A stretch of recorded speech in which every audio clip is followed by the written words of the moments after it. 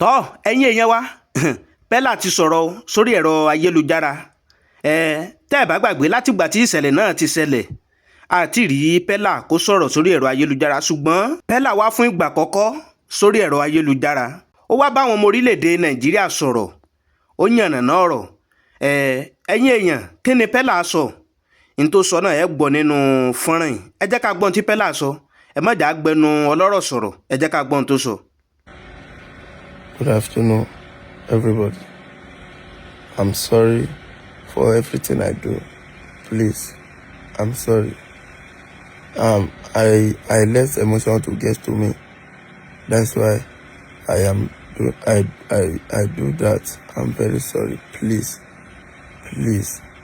you can come anything, abuse me, but please, I'm sorry. I'm very sorry. I don't do it intentionally. Please guys, please forgive me. I'm very sorry. Please don't bully Jarvis. Leave her. It's not concern her. It's me. Please, you people, please don't do anything bad. I'm sorry, please. Thank you. God bless all of you. Please don't forgive me. I'm sorry. Thank you.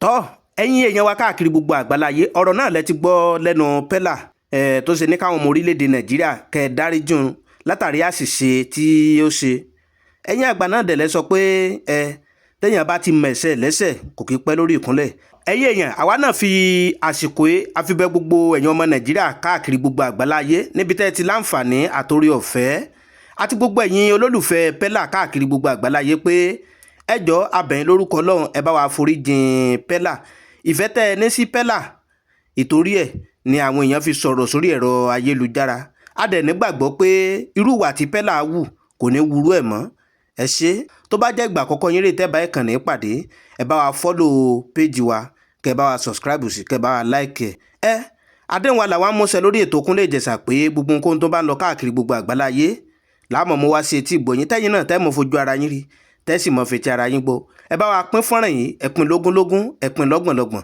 ẹ ṣé tẹ́ ń gbọ́ wa.